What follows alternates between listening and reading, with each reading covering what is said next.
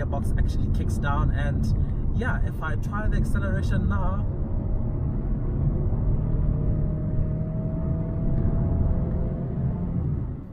what is up guys, welcome back to the channel and welcome to a brand new video. Now today you join me inside the new Mercedes-Benz A-Class. We're going to be doing a review on this car. Now big thanks to Mercedes-Benz Mercurius, which is the local Mercedes-Benz dealership out here in Zanin. They've helped supply me with this car for a review. Now the A-Class has recently received a minor facelift, so technically this is the pre-facelift, so all the stats and figures in this video are going to be based on the upcoming facelift, that is the pricing and so on. Now I really do hope you guys enjoy this video. Let's jump right into it. As I woke up one morning,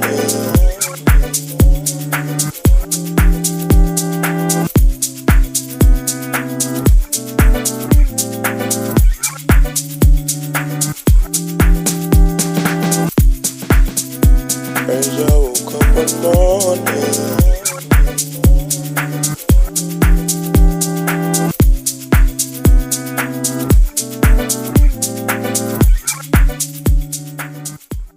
So here it is then. Now can we just take a moment to appreciate our surroundings? It looks absolutely beautiful out here. The backdrop, the trees, the colors, it just looks so beautiful. Now the A-Class. So the A-Class has been around for 3 generations, including this latest generation. The first gen was just a disaster. It looked hideous. It was like a small car for grannies, and yeah, it was just a mess. They've really stepped it up with the second generation. I remember seeing the concept car for that back in 2010 on a Top Gear magazine, and yeah, it was just a lot better. So this latest generation also steps it up. It looks even nicer, it's more stylish, it's even more desirable, and yeah, it does look like a very beautiful car. Now Mercedes-Benz have really created a product that is really desirable here.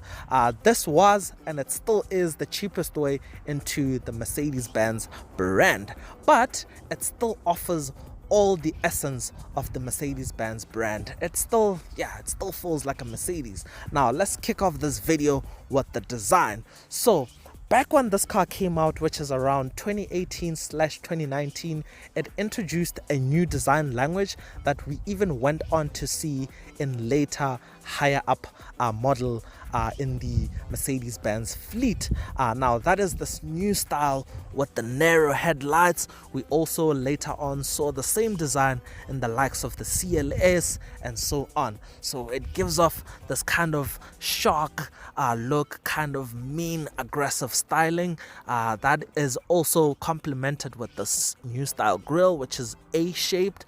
This one, being the AMG line, gets the diamond style grille, and it does look nice. The overall front bumper is more aggressive, especially around these intake areas. You also have some air curtains right here, so helping with aerodynamics.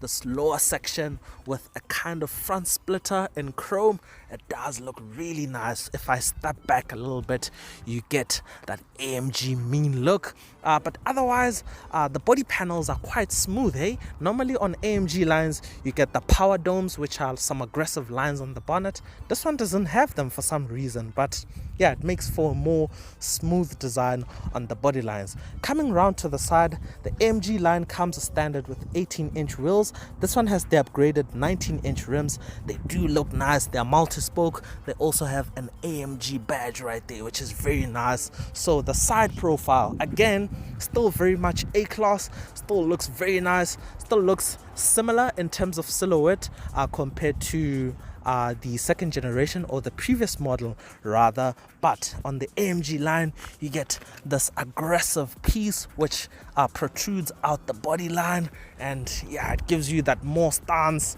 that crazy look. So if I come around to the back, the second generation, well, third generation rather, received this surround LED beam on the tail lights, and yeah, A200 model designation. So the rear design as well, very nice, very beautiful, pretty much Mercedes-Benz. You also get these exhaust surrounds, which are they fake?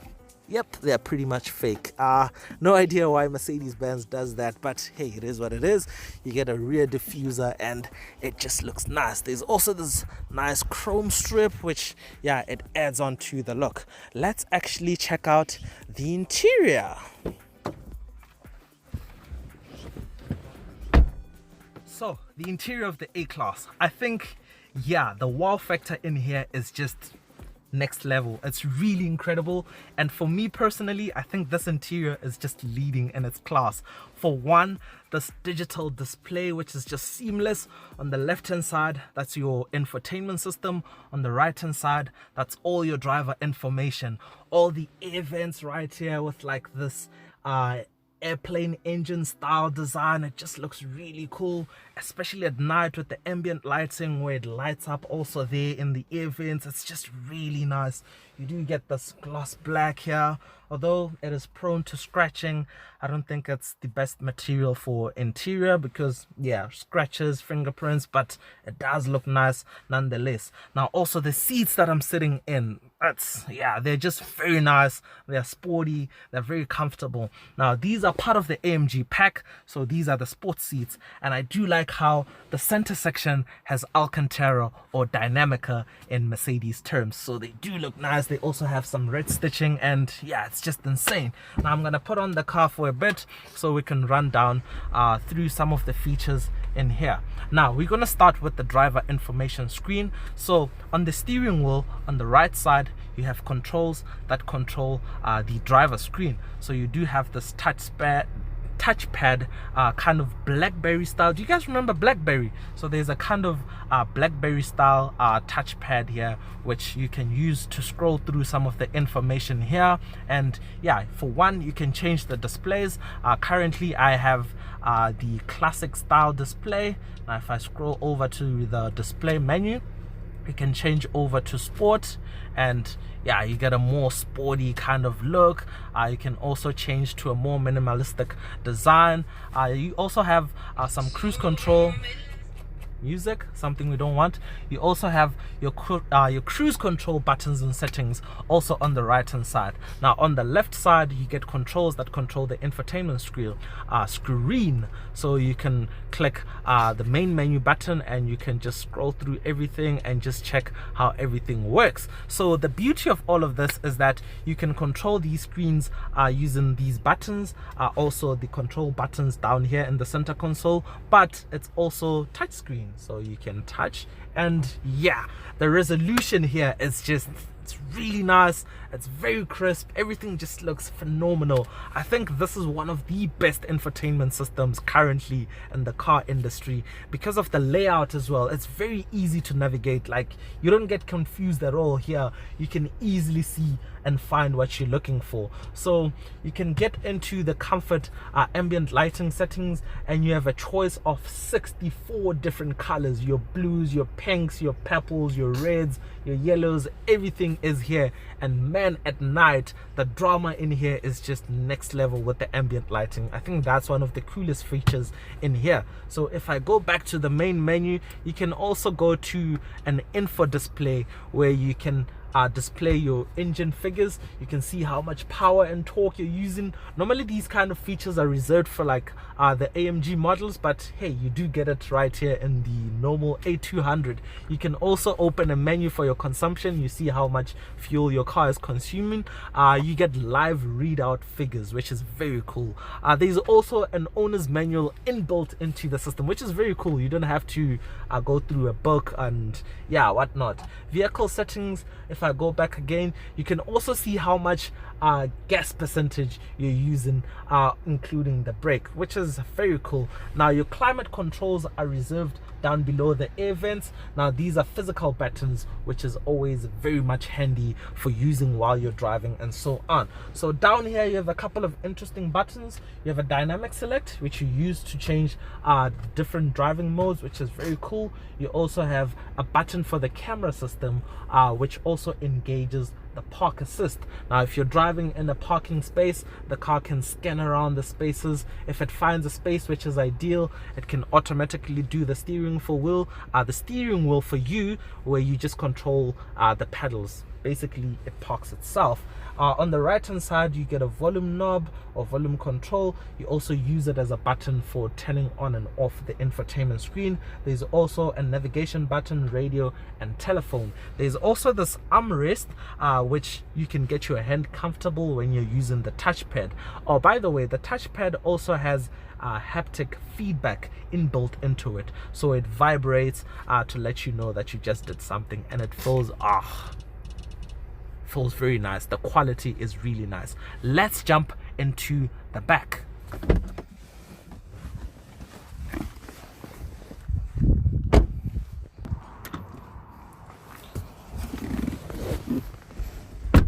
So the back of the A-Class. Now I'll be honest, it's not the roomiest, but it is really nice back here. All more thanks to the sport seats. Being sport seats, they do curve a bit inwards, which helps give you a bit more leg room, and you do have some really nice space on the footwells. It's a very nice place to be.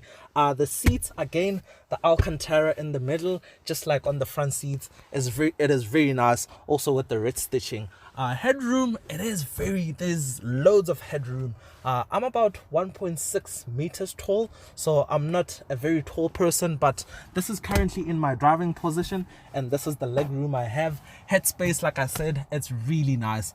Someone who's much taller than me would be very much comfortable in here. Let's check out something very interesting about the boot space. So, A-Class boot space. Now, the previous generation had a very awkward aperture, so the taillight unit actually ate into a bit of the space, so it made it a bit awkward to load stuff in and out. Now you can see right now they've really improved it. It's boxy, it's well opened, it's much easier to load stuff in and out, so that's a big plus. But something interesting, check this out. The number plate holder is a bit flimsy when you get to close it. Look at that. Yeah, it also makes a very weird noise, but hey, it is what it is. So guys, we've actually discovered that the rivets for the number plate haven't actually been put in, so that's why it's flimsy and it makes a bit of noise. So yeah, I take that back. Okay, trim levels are very simple and straightforward. There's the progressive, which is your base trim, and that starts from this price. You also have the AMG line for an extra 30,000 rands roughly. Now you can also factor in the AMG cars. You have the A35, which starts from this price. There's also the top of the range A45S, which starts from this price. Now let's check out all the engine choices. Okay, there's a choice of 3 different engines, including the AMGs. Now in this A200 specification, it's a 1.3 liter 4-cylinder with about 120 kilowatts, which is roughly 163 horsepower and 250 newton meters of torque. Now all cars are mated to a 7-speed dual clutch transmission, except the A45S that has an 8-speed, but it's still a dual clutch. Now things get a bit confusing because in the previous generation, well, not previous generation, in this pre-facelift you used to have the A250, but when I check on the official Mercedes-Benz website, the A250 is not there anymore. Now remember, I said there's a choice of 3 different engines. Now the A35 and A45S both come in a 2-liter turbo 4-cylinder, but in the A35 you only get about 225 kilowatts, which is about 306 horsepower. The A45S has a proper hand-built AMG engine with about 310 kilowatts, which is about 421 horsepower. Now let's actually experience how this car drives.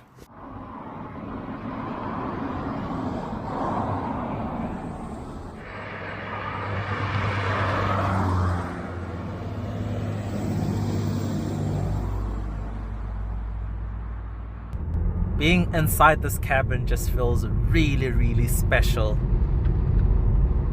Because, okay, just closing up the sunroof, but yeah, being inside here feels really special. Like, this interior is just next level. Till this day in 2023, this interior is still a very high wow factor. It's a very nice place to be, and like I said, even at night, the drama doesn't end with the ambient lighting. It's just really nice. So driving impressions, the suspension is so solid. It feels very sophisticated and it feels really nice. In the AMG line, you get slightly sportier suspension, and it also has this feature that helps with ride leveling, like pitching up and down. So it is very sophisticated, like I said, but it soaks up the bumps really well. Currently the road we're driving on is a very high speed section, so I'm doing about 100 kilometers an hour. You do get a bit of wind noise, but tire noise is very low, close to non-existent really. So yeah, these seats are very comfortable. They hug you in really well. Visibility in here is also great. These mirrors do a great job of showing you the view in the back. Also the rear view mirror up there it's just really nice. It's such a nice place to be. So right now I'm currently driving in normal comfort mode, so that's the default setting. So if I go into sport, that lowers the gear. The gearbox actually kicks down, and yeah, if I try the acceleration now,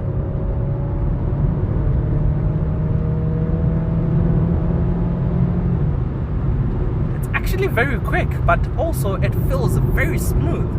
So I'm gonna take it back into comfort because yeah, we actually don't have all that much fuel at the moment. But gearbox is very responsive.